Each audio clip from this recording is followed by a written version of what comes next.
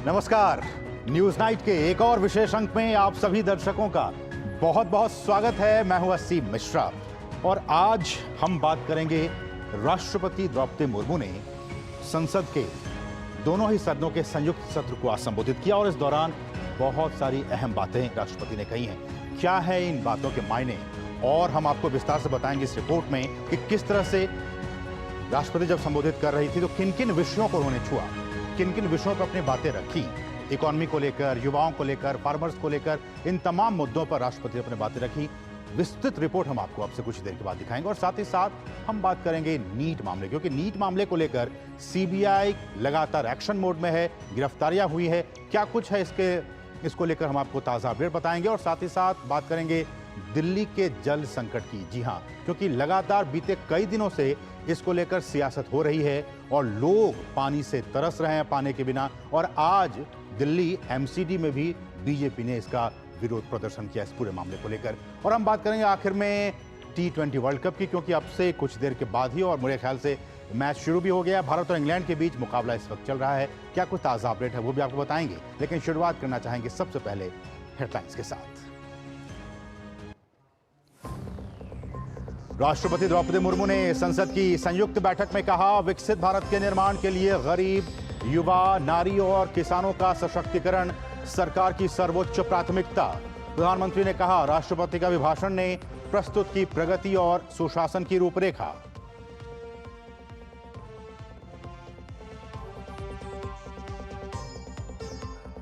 राष्ट्रपति ने कहा, आपातकाल संविधान पर सीधे हमले का सबसे बड़ा और काला अध्याय। राष्ट्रपति ने कहा, संवैधानिक ताकतों पर देश ने विजय प्राप्त करके दिखाया, क्योंकि भारत के मूल में है गणतंत्र की परंपराएं।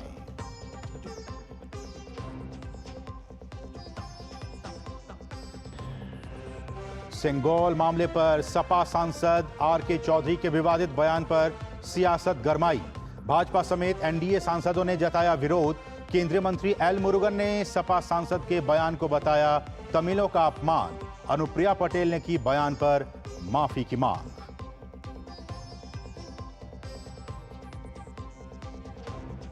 नीट पेपर लीक मामले में ताबड़तोड़ एक्शन। पटना से सीबीआई ने मनीष प्रकाश और आशुतोष नाम के आरोपी को किया गिरफ्तार। दो आरोपी चिंटू और मुकेश रिमांड पर। कई जगहों पर छापेमारी की कार्रवाई।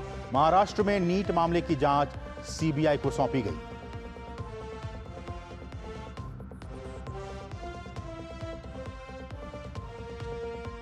दिल्ली में जारी जल संकट के विरोध में बीजेपी का जोरदार प्रदर्शन। दिल्ली के सीएम केजरीवाल के इस्तीफे की मांग की। भाजपा ने कहा, केजरीवाल बन चुके हैं जल माफियाओं के संरक्षक।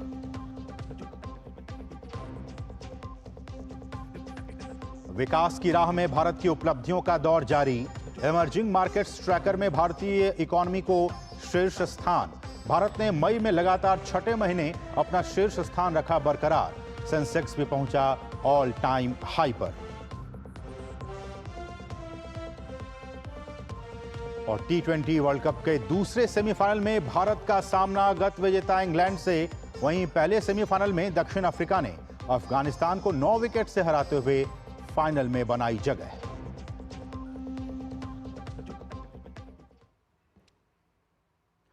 और शुरुआत आज की सबसे महत्वपूर्ण खबर के साथ।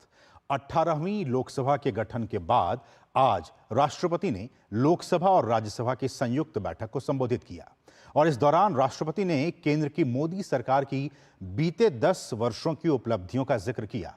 अभिभाषण की शुरुआत करने से पहले राष्ट्रपति ने सभी नवनिर्वाचित सांसदों को बधाई दी और इसके अलावा उन्होंने हाल ही में लोकसभा चुनाव संपन्न कराने को लेकर निर्वाचन आयोग की भी तारीफ की।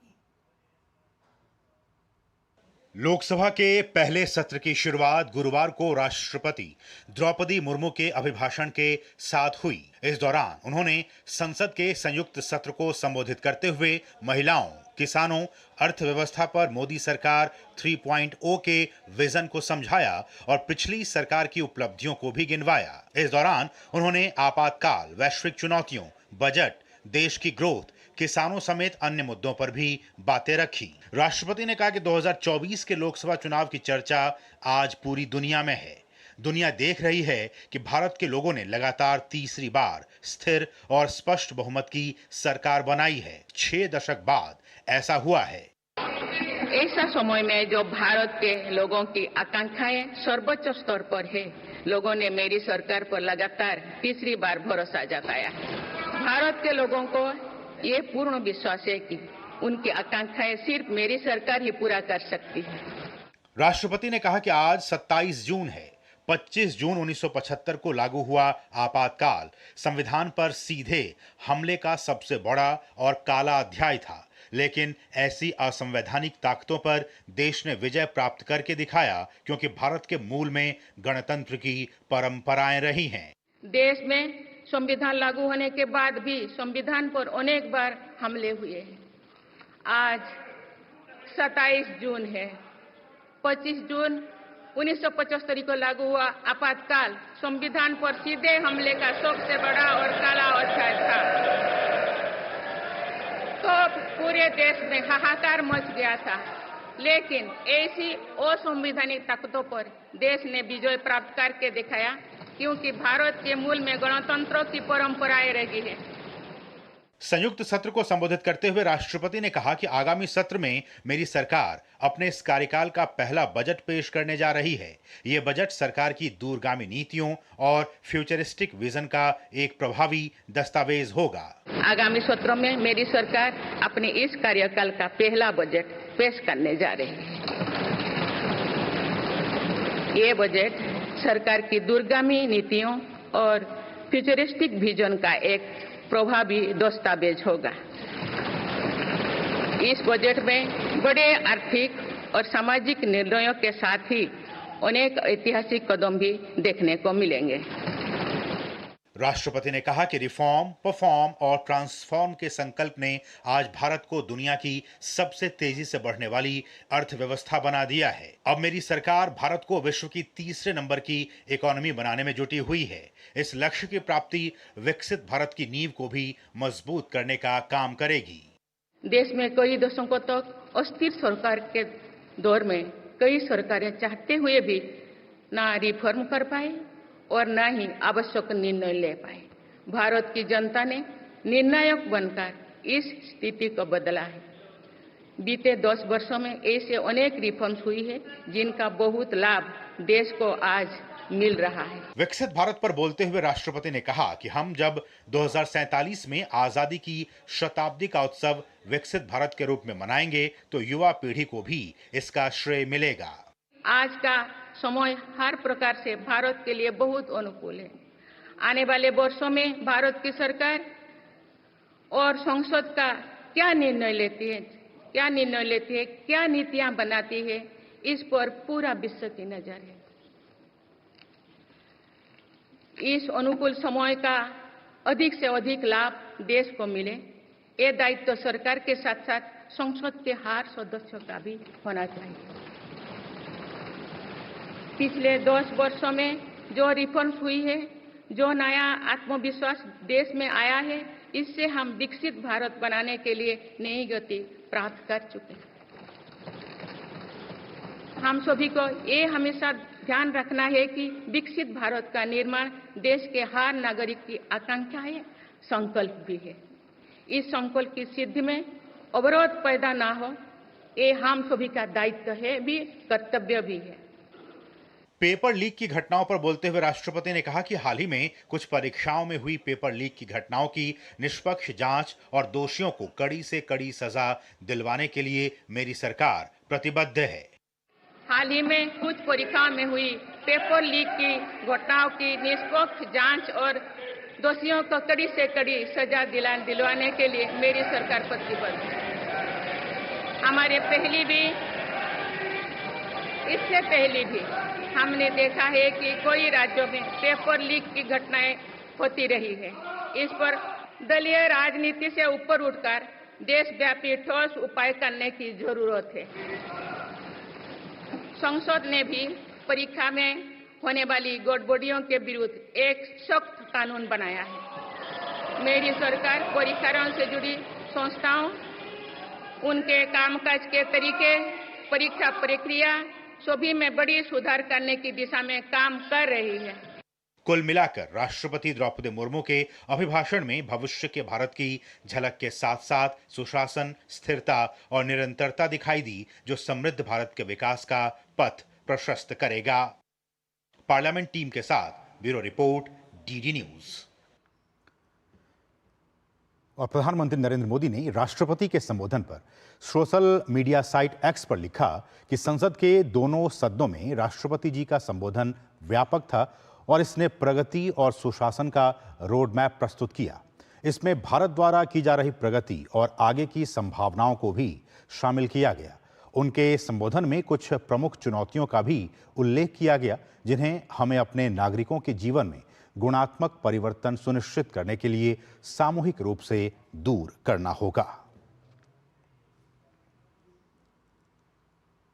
और वहीं भारत में डेनमार्क के राजदूत फ्रेडी स्वेन ने संसद के संयुक्त बैठक में राष्ट्रपति द्रौपदी मुर्मू के संबोधन को शानदार बताया है। उन्होंने कहा कि डेनमार्क भारत को दुनिया में एक मजबूत शक्ति के रूप में आर्थिक रूप से विकसित होते देखने के लिए उत्सुक है। राष्ट्रपति मुर्मू के संबोधन के बारे में पूछे जाने पर स्वेन ने कहा कि ये शानदार था। यहाँ क्या किया जाना है, इसका एक लंबा एजेंडा है और हम भारत को इस दुनिया की एक मजबूत शक्ति के रूप में आर्थिक रूप से विकसित होते देखने के लिए उत्सुक हैं। इसलिए ये एक बहुत बड़ी बात है। दोनों सदनों के संयुक्त बैठक में राष्ट्रपति के संबोधन को सुनने के लिए भारत में इजराइल के राजदूत नाओर गिलॉन, भारत में सिंगापुर के उच्चायुक्त साइमन वोंग सहित विभिन्न देशों के प्रतिनिधि संसद पहुंचे थे। Fantastic. It's a long agenda of what has to be done here, and we look forward to see India growing economically as a strong power of this world. और संसद के दोनों सदनों को राष्ट्रपति ने आज संबोधित किया। राष्ट्रपति के संबोधन के बाद दोनों सदनों की कार्यवाही शुरू हुई।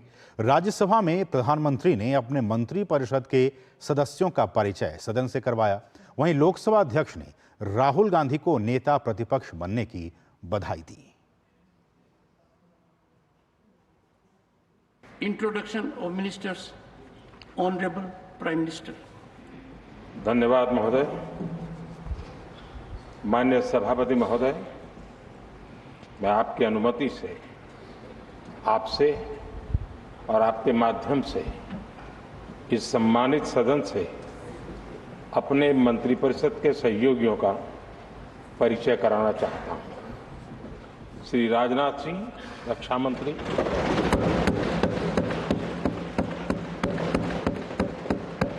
श्री अमित शाह, गृह मंत्री और सहकारिता मंत्री।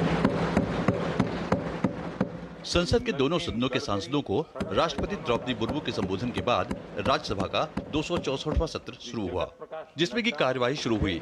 पीएम मोदी ने अपने मंत्रिपरिषद के सदस्यों का परिचय सदन से कराया। श्री शिवराज सिंह चौहान, कृषि एवं किसान कल्याण मंत्री और ग्रामीण विकास मंत्री, श्रीमती निर्मला सीतारमण, वित्त मंत्री और कॉरपोरेट कार्य मंत्री। इससे पहले सभापति की अनुमति से हाल ही में राज्यसभा के सांसद बने 6 सांसदों, झारखंड से प्रदीप कुमार वर्मा, सरफराज अहमद, मध्य प्रदेश से माया नरोलिया, बाल योगी उमेश नाथ और बंशीलाल गुर्जर तथा बिहार से अखिलेश सिंह ने शपथ ग्रहण की। लोकसभा में जब कार्यवाही शुरू हुई तब सबसे पहले लोकसभा अध्यक्ष ओम बिरला ने राहुल गांधी को नेता प्रतिपक्ष बनने की बधाई दी। 9 जून 2024 से लोकसभा में विपक्ष के नेता के रूप में मान्यता दी है। मैं उनका हार्दिक स्वागत करता हूं, अभिनंदन करता हूं। इससे पहले नवनिर्वाचित सांसदों ने भी शपथ ग्रहण की। कांग्रेस सांसद शशि थरूर ने भी सदस्यता की शपथ ली। संसद के दोनों सदनों में शुक्रवार से राष्ट्रपति के अभिभाषण पर धन्यवाद प्रस्ताव पर चर्चा की शुरुआत होगी। विपक्ष की ओर से तमाम मुद्दों को लेकर जो बयान आए हैं, उससे लगता है कि चर्चा के दौरान सदन में गहमागहमी दिखाई देने की संभावना है। शैलेंद्र मिश्र, नीरज सिंह और ऋषि कुमार के साथ कुमार आलोक, डीडी न्यूज, दिल्ली।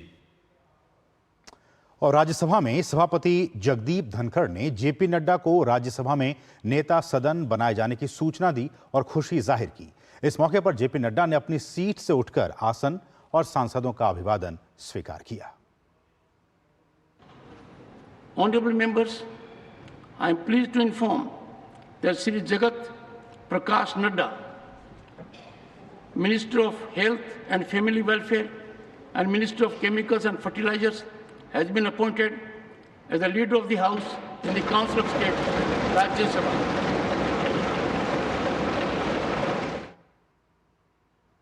रुकेंगे बहुत ही छोटे से ब्रेक के लिए। आप देखते रहिए डीडी न्यूज।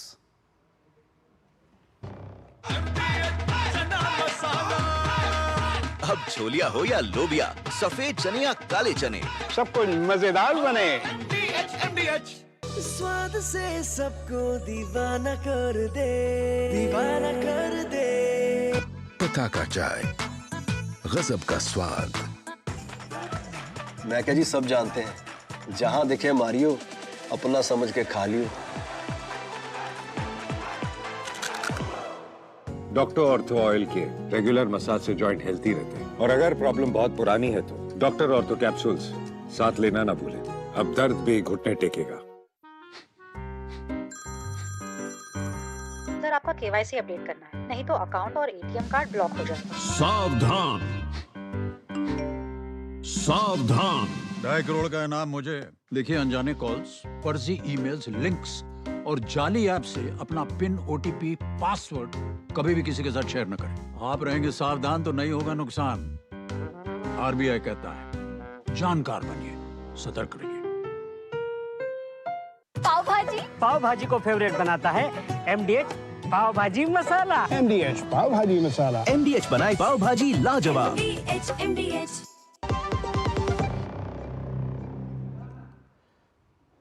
और ब्रेक के बाद आपका फिर से स्वागत है। राष्ट्रपति के अभिभाषण की और क्या कुछ बातें रहीं, हम आपको वो दिखाना चाहते हैं कुछ ग्राफिक्स के जरिए कि क्या कुछ और वो बहुत ही महत्वपूर्ण बातें कहीं इस दौरान जब वो अभिभाषण दे रहे थे दोनों संसद के दोनों ही सदनों के संयुक्त सत्र को। उन्होंने कहा कि हमारे लोकतंत्र को नुकसान पहुंचाने के हर प्रयास की सभी को निंदा करनी चाहिए, चाहे वो आज़ादी के वक्त या फिर अभी।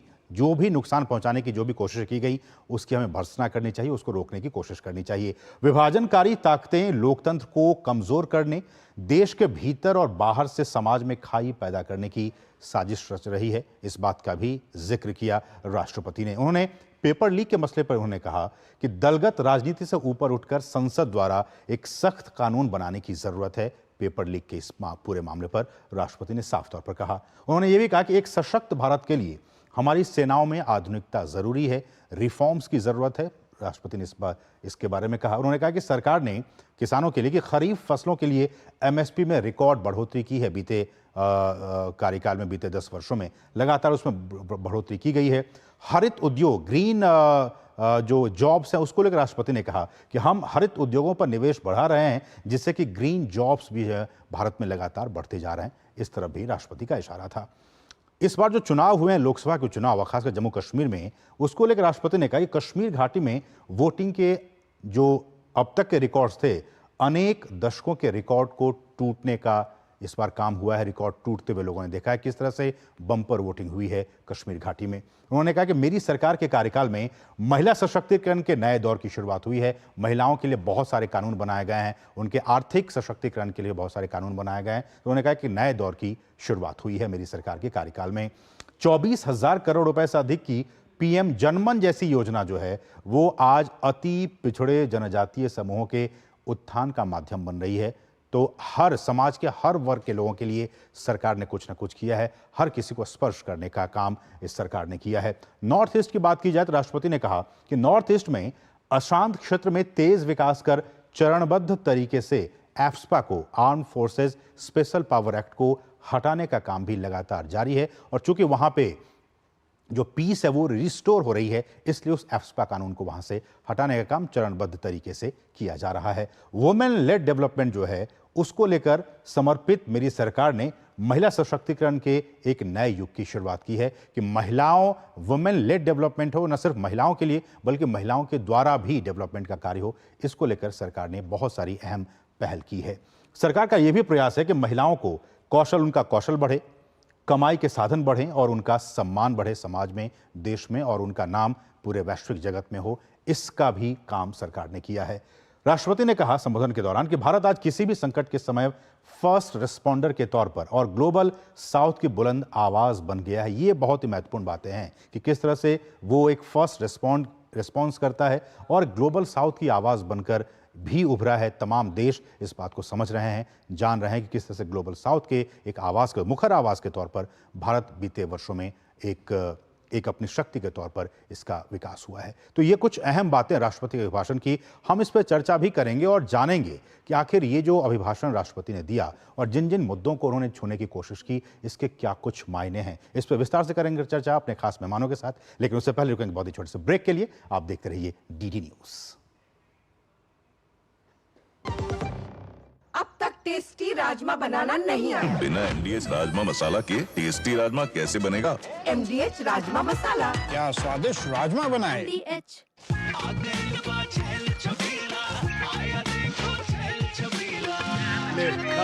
अच्छा भैया, मेरी गाय को भी अपने हाथों से चारा खिला दो। अरे खिलाई देते हैं। हमारी गाय भैया। क्या हो गया, पूरा का पूरा गांव यहाँ आ गया। अच्छा भैया, इसी हाथ से चारा खिलाते हो, तभी तो आपके गाय भैंसों की ब्याज सबसे ज्यादा है। अरे पगले, ये चमत्कार इस हाथ का नहीं, हाथ में जो कपिला पशु आहार है उसका है, जो पशुओं की सेहत अच्छी रखता है और ब्याज भी बढ़ाता है। ले जाओ।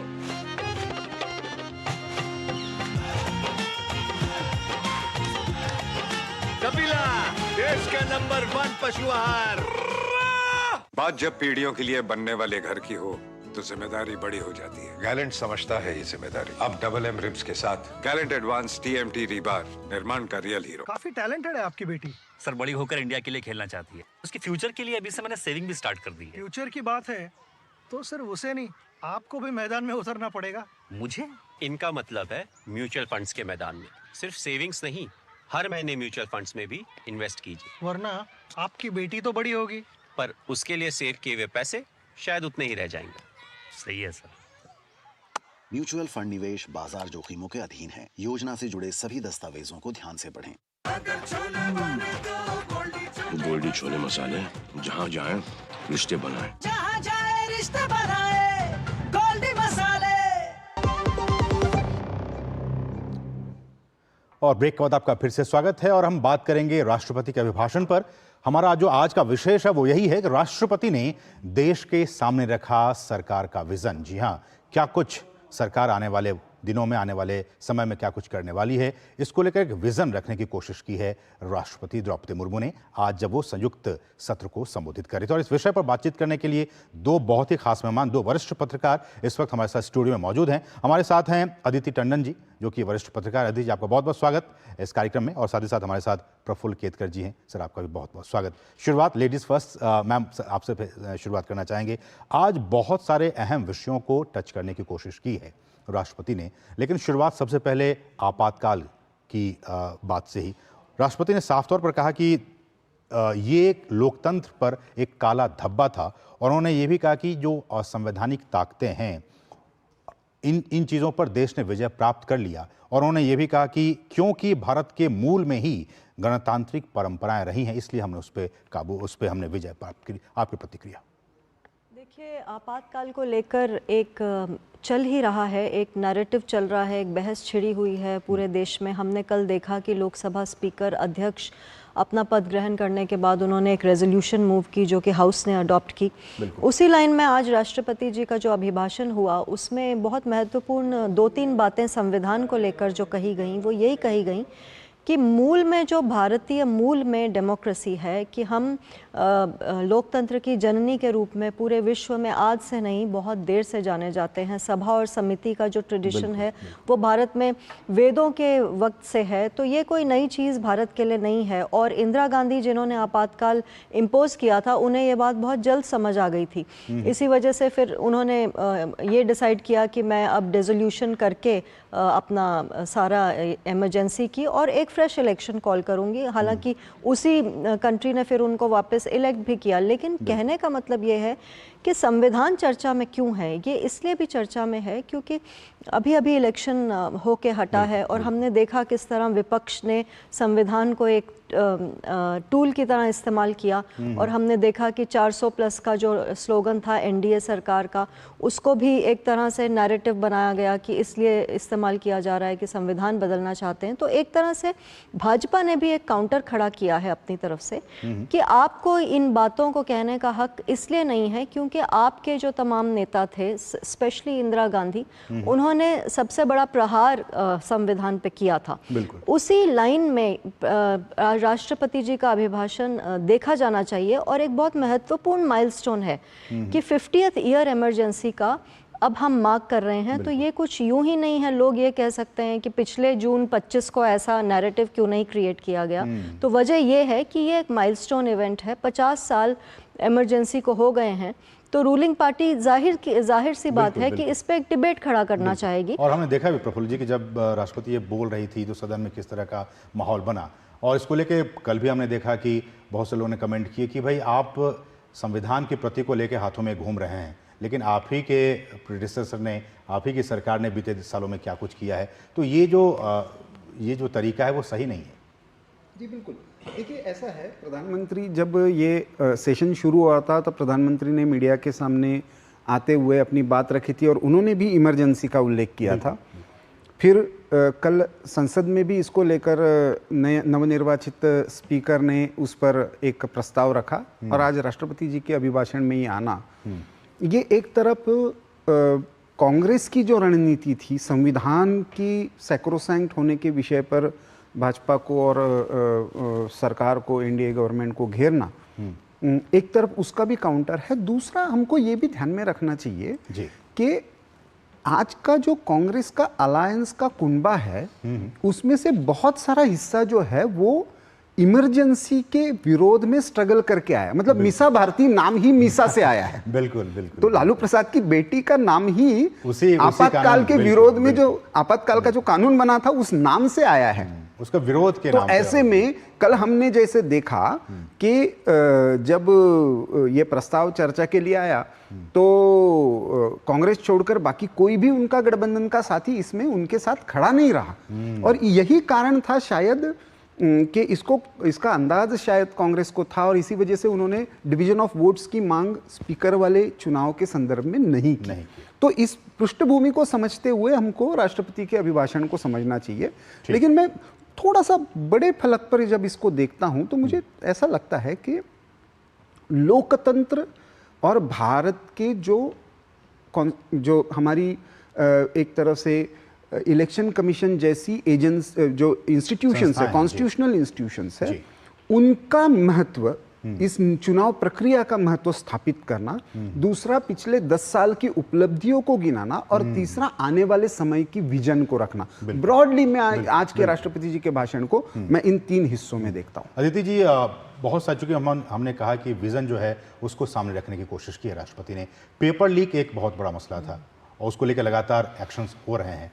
राष्ट्रपति ने कहा साफ तौर पर कि दलगत राजनीति से ऊपर उठकर इसको लेकर संसद को एक सख्त कानून बनाने की जरूरत अब समय की मांग है कि वो कानून बनना चाहिए। देखिए, बहुत महत्वपूर्ण टिप्पणी राष्ट्रपति जी की तरफ से हुई है और इससे जो जिसको कहते हैं जो यूथ जो इतना हैरेस्ड है इस टाइम नीट यूजी में, जिन्होंने अपना एग्ज़ाम दिया और कैंसिल नहीं हुआ एग्ज़ाम, तो उनको एक होप दिखी है, उनको एक आशा की किरण दिखी है कि आने वाले वक्त में उनके साथ कोई इंसाफ की उम्मीद है।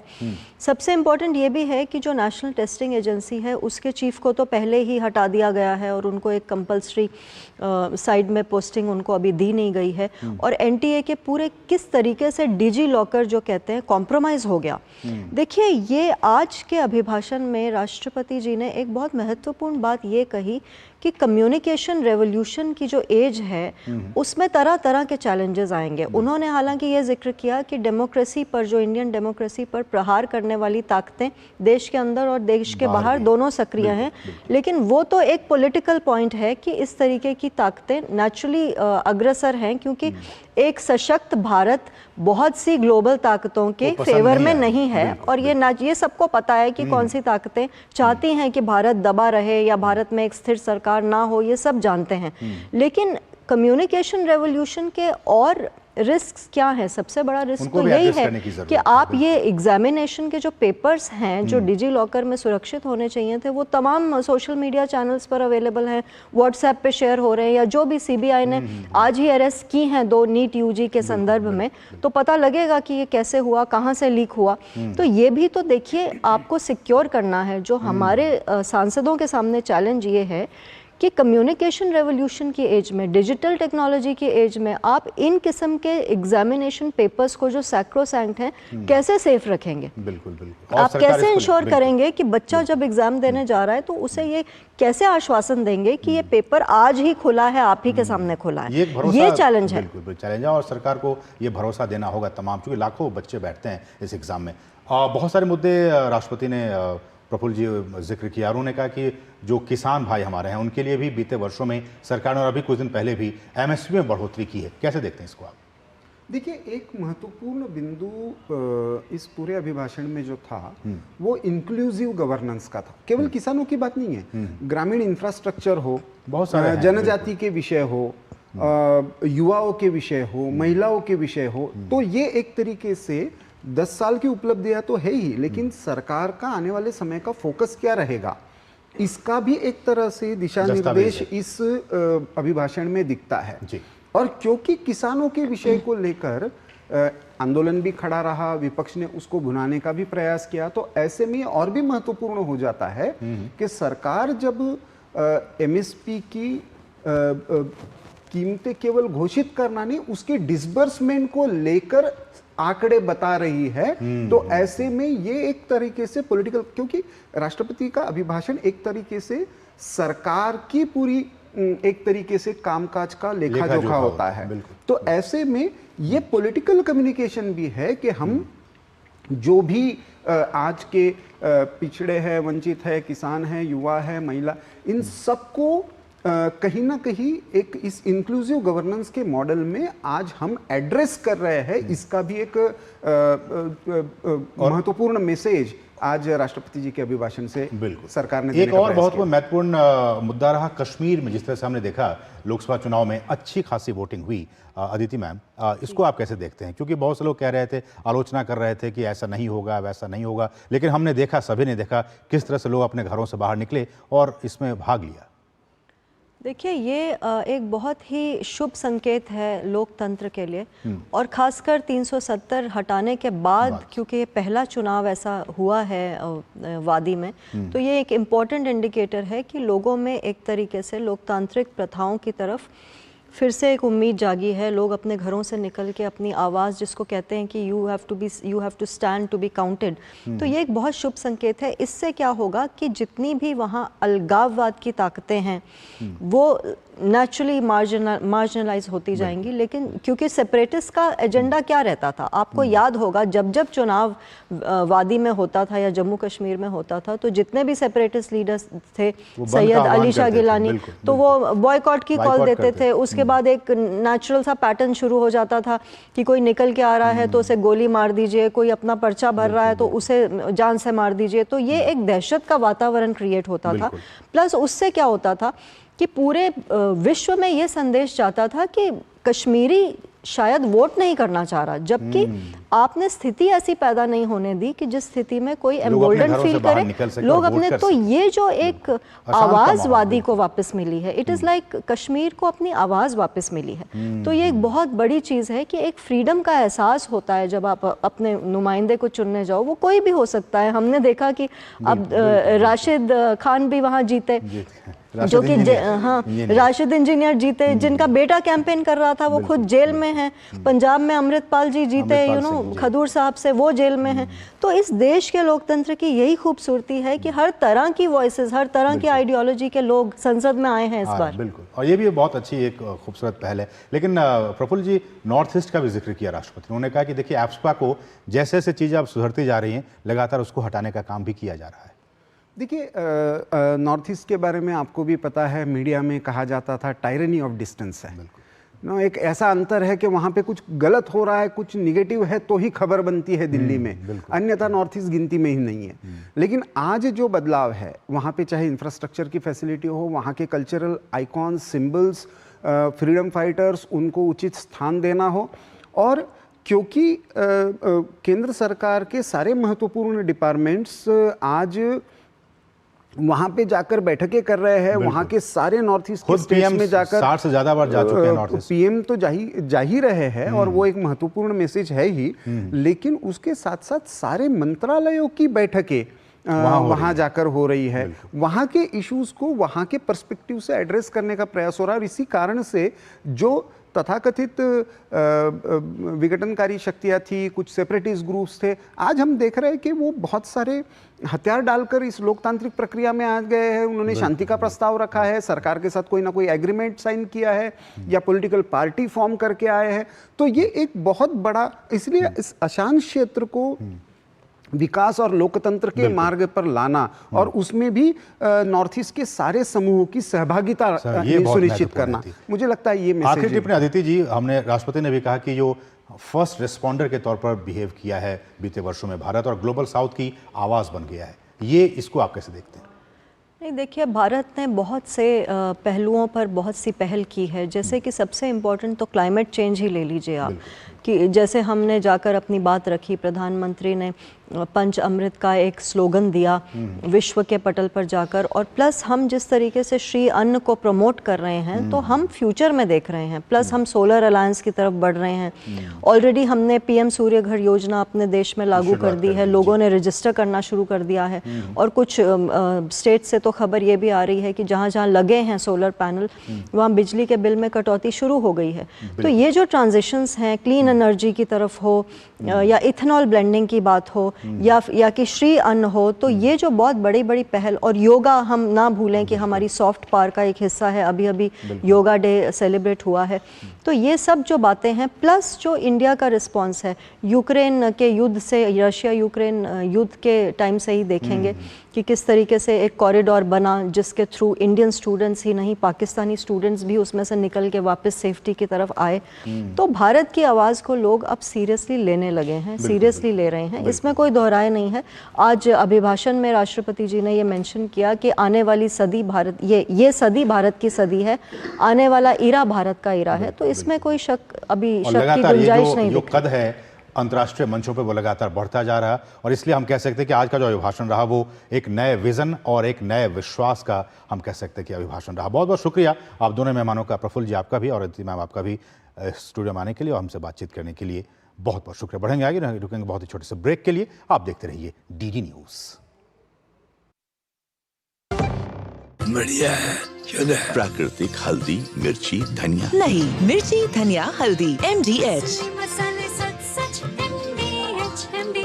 बात जब पीढ़ियों के लिए बनने वाले घर की हो तो जिम्मेदारी बड़ी हो जाती है। गैलेंट समझता है ये जिम्मेदारी। अब डबल M रिब्स के साथ गैलेंट एडवांस TMT रीबार, निर्माण का रियल हीरो। घुटना, कंधा या कमर, चाहे जैसा हो दर्द, डॉक्टर ऑर्थो आपको देता है दर्द से पूरी आजादी। ये कोई टेम्पररी पेन किलर नहीं, आयुर्वेदिक औषधि है। और ब्रेक के बाद आपका फिर से स्वागत है। सेंगोल हटाने की मांग पर बवाल के बीच केंद्रीय मंत्री एल मुरुगन ने कांग्रेस और समाजवादी पार्टी को आड़े हाथों लिया। डीडी न्यूज़ के हमारे सहयोगी रजनीश त्रिपाठी से बातचीत करते हुए उन्होंने कहा कि समाजवादी पार्टी तमिलों का अपमान न करे। सेंगोल हमेशा चर्चा में रहा, जब सदन में रखा गया तब भी चर्चा में रहा, आज फिर चर्चा में है। समाजवादी पार्टी ने सेंगोल को लेकर विरोध किया। केंद्रीय मंत्री एल मुरुगन हमारे साथ हैं, उनसे बात करने के लिए। सर, समाजवादी पार्टी विपक्ष ने फिर सेंगोल पे सवाल उठाए, क्या कहना चाहेंगे? फर्स्ट ऑफ ऑल मैं समाजवादी पार्टी के पूछना चाहता हूँ, उनका तमिल लोग का बारे में कुछ पता क्या? उनका कुछ भी नहीं पता। ये सेंगोल तमिल कल्चर है, ये सेंगोल तमिल का संस्कृति है, हमारा तमिल का परंपरा है। इस सेंगोल के लेके अभी पॉलिटिक्स करने के लिए समाजवादी पार्टी और इंडिया अलायंस के कोशिश कर रहे हैं। ये पॉलिटिक्स करने चीज़ से नहीं है, ये सेंगोल है। इस सेंगोल लेके पॉलिटिक्स मत कर लो, तमिल लोग का अपमान मत कर लो। ये समाजवादी पार्टी ये कोशिश कर रहे तमिल लोग का अभी ये तमिल लोग का अवमान करने के लिए ये लोग अभी प्रयास कर रहे हैं। तमिल लोग का अवमान मत कर लो। इस सवाल ये भी सर कि जो समाजवादी पार्टी ने सवाल उठाया कि संगुल हटा के संविधान को वो आगे लेकर आ रहे हैं। समाज देखो, संविधान हमारा प्रधान है, हमारा प्रधानमंत्री जी सारे टाइम 3 बार प्रधानमंत्री फर्स्ट 2014 में हमारा प्रधानमंत्री जी ने कॉन्स्टिट्यूशन का मेरा भगवत गीता बोल के ये गवर्नमेंट बना। 2019 में भी हमारा प्रधानमंत्री जी ने कॉन्स्टिट्यूशन का रेस्पेक्ट करके लिया।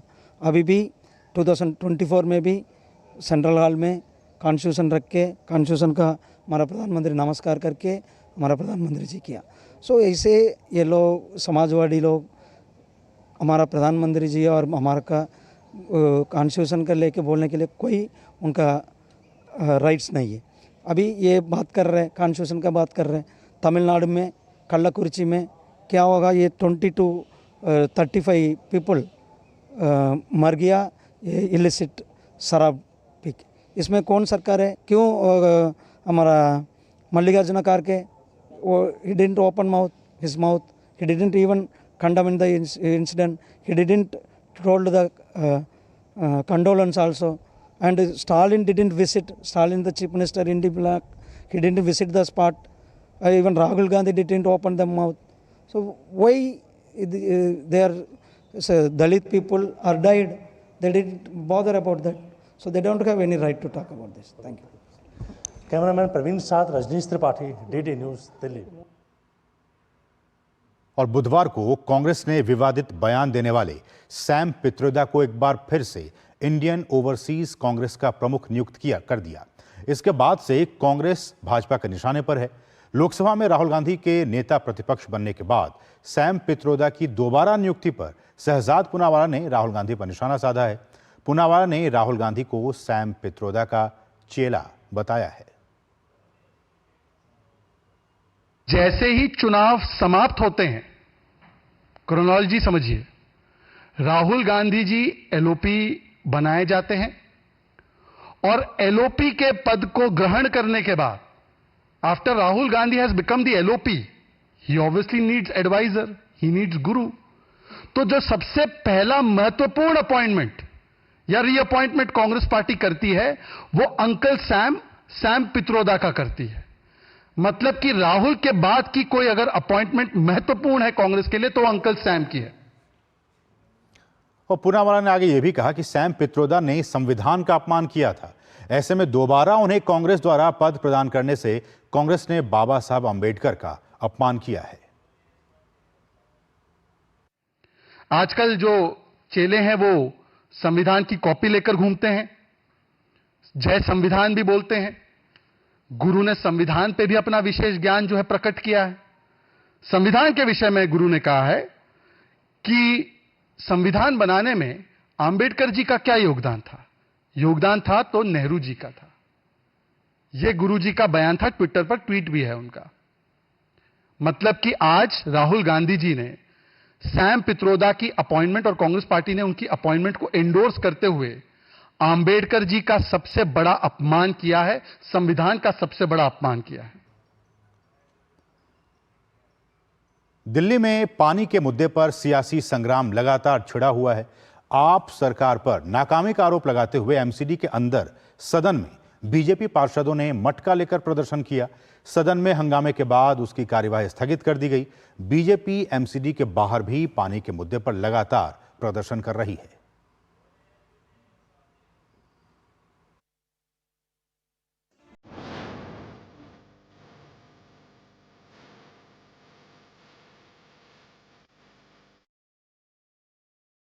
देश की राजधानी दिल्ली में रहने वाले लोगों के लिए पानी की समस्या पहले की तरह ही बरकरार है।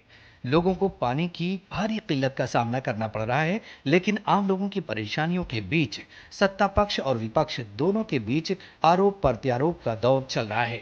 इस बीच अपनी दैनिक जरूरतों को पूरा करने के लिए दिल्ली के लोगों को मजबूरी में टैंकर से पानी लेना पड़ रहा है। वहीं नल में यदि पानी आ रहा है तो वो भी गंदा, पानी इस्तेमाल करने योग्य ही नहीं है। ऐसे में दिल्ली की जनता पानी की आपूर्ति को लेकर बेहद परेशान है। उधर दिल्ली के ओखला और कुसुमपुर इलाके में पानी के लिए परेशानी बरकरार है। इन इलाकों में टैंकर के पहुंचते ही लोगों की भारी भीड़ जमा हो जा रही है।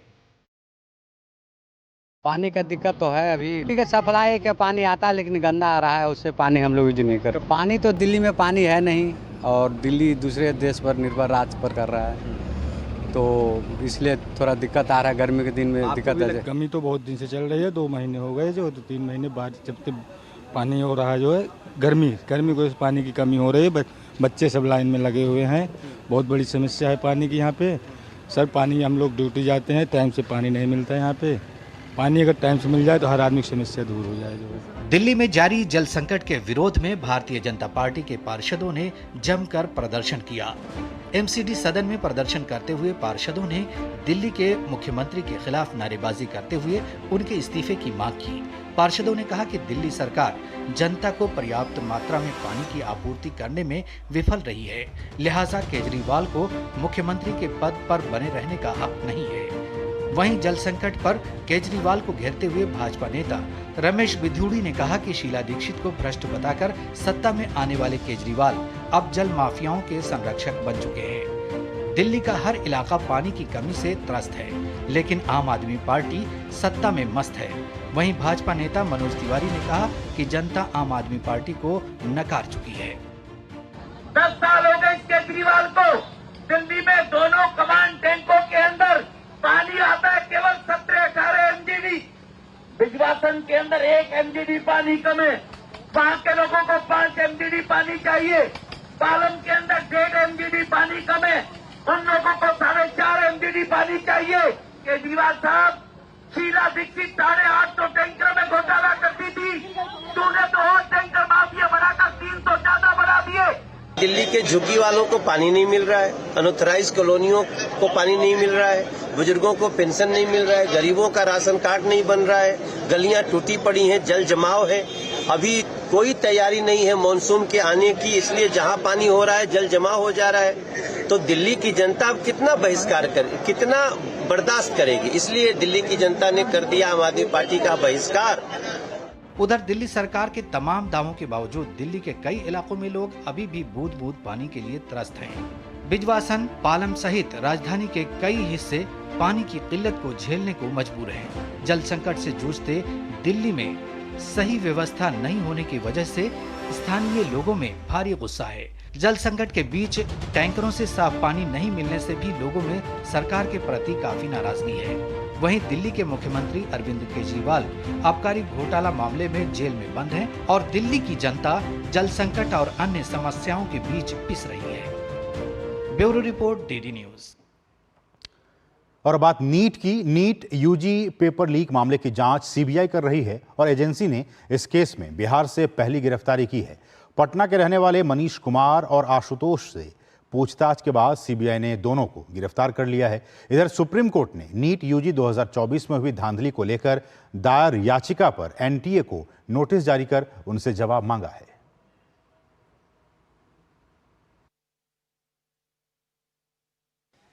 नीट पेपर लीक मामले में सीबीआई पूरे एक्शन में है। सीबीआई ने इस मामले में पटना से आरोपी मनीष कुमार और आशुतोष को गिरफ्तार कर लिया है। बताया जा रहा है कि मनीष कुमार पूरे मामले में किंग पिन की भूमिका में था। मनीष कुमार ने ही पटना के प्ले एंड लर्न स्कूल को रात भर के लिए बुक कराया था। यहीं कई परीक्षार्थियों को उत्तर याद करवाया था। इसी स्कूल से मिले जले प्रश्न पत्र जांच का आधार बना। मनीष को पहले सीबीआई ने पूछताछ के लिए बुलाया था और बाद में हिरासत में ले लिया। इससे पहले सीबीआई ने नीट मामले में आरोपी चिंटू और मुकेश को पटना के बेऊर जेल से रिमांड पर लिया। सीबीआई को मंगलवार को दोनों आरोपियों की 7 दिन की रिमांड मिली थी। दोनों आरोपी 4 जुलाई तक रिमांड में रहेंगे। वहीं महाराष्ट्र की एकनाथ शिंदे की सरकार ने लातूर में दर्ज नीट मामला सीबीआई को ट्रांसफर कर दिया है। लातूर पुलिस ने हाल ही में इस मामले में 2 लोगों को गिरफ्तार किया था, जबकि 2 लोग अभी भी फरार हैं। बिहार के उप मुख्यमंत्री सम्राट चौधरी और भाजपा सांसद रविशंकर प्रसाद ने नीट पेपर लीक मामले में सख्त कार्रवाई की बात कही। इरादा क्या है? क्या दाल में कुछ काला है क्या? ताकि लोग न पकड़े जाएं, इससे पहले ही खरमंडल कर दो। तो सरकार ने इसके दबेगी ना, झुकेगी, सख्त से सख्त कार्रवाई होगी। और जो भी ये हैं और जो भी इनके आका हैं और जो भी इनके राजनीतिक मास्टर हैं, सबके खिलाफ कार्रवाई होगी। इस पर कार्रवाई चल रही है। हम लोग एक कानून भी ला रहे हैं।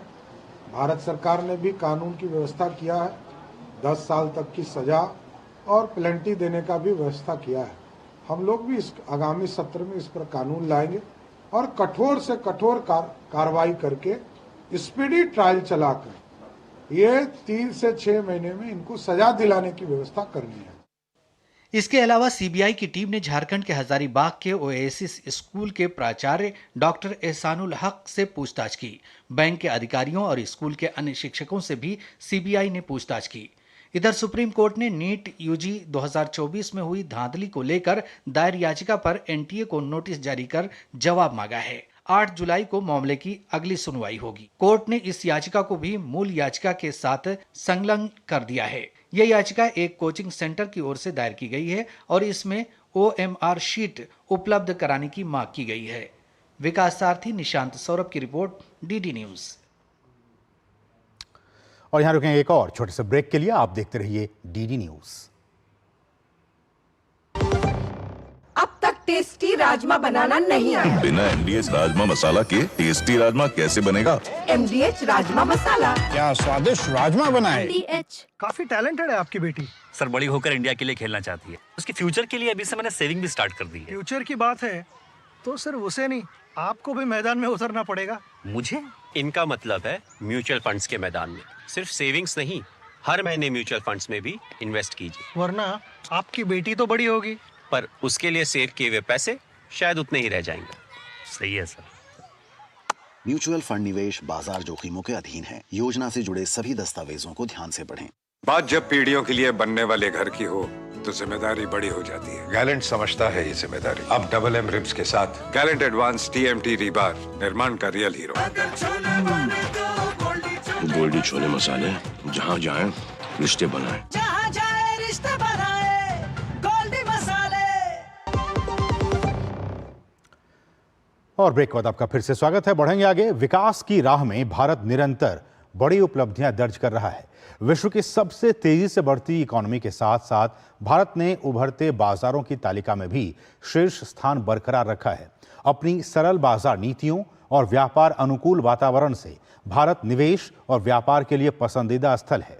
मार्च तिमाही में भारत की GDP वृद्धि भी अन्य देशों की तुलना में अधिक रही है। इस आधार पर एक दैनिक समाचार पत्र ने अपने इमर्जिंग मार्केट्स ट्रैकर में भारतीय इकोनॉमी को शीर्ष स्थान दिया है। 100 के अधिकतम संभावित स्कोर में से 70 के समग्र स्कोर के साथ भारत ने मई में लगातार छठे महीने अपना शीर्ष स्थान बरकरार रखा है। वास्तव में भारत ने पिछले 15 महीनों में से 13 महीनों में पहला स्थान बरकरार रखा है, जबकि केवल 2 बार यानी पिछले साल अप्रैल और नवंबर में भारत दूसरे स्थान पर रहा था।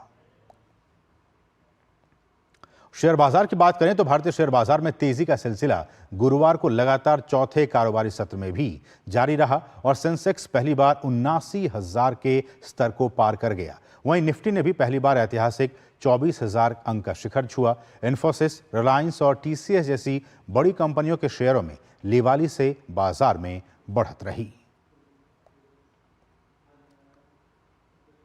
देश में सूक्ष्म, लघु और मध्यम उद्यमों के लिए उपयुक्त वातावरण को बढ़ावा देने और MSME अधिनियम में आवश्यक कानूनी सुधारों पर चर्चा और विचारों के आदान प्रदान करने के लिए उद्यमी भारत MSME दिवस कार्यक्रम का गुरुवार को आयोजन किया गया।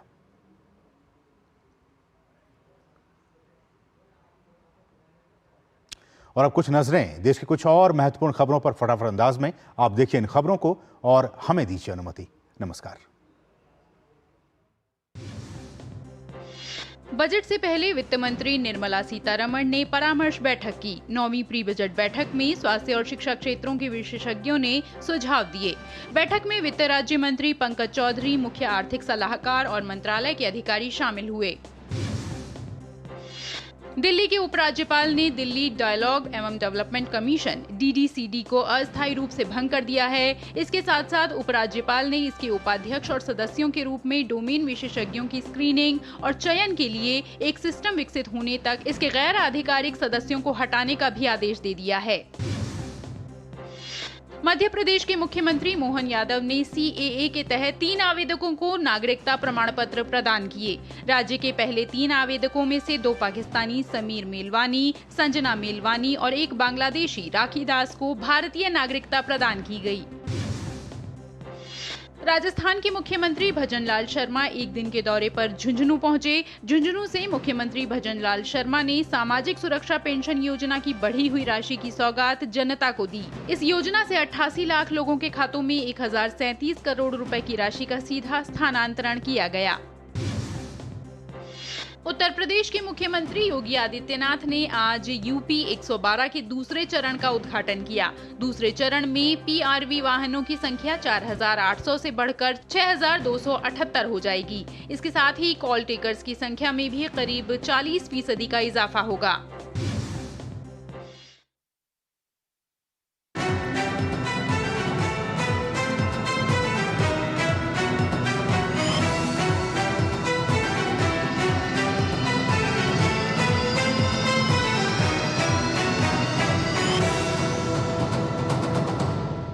न्यूज नाइट के प्रायोजक थे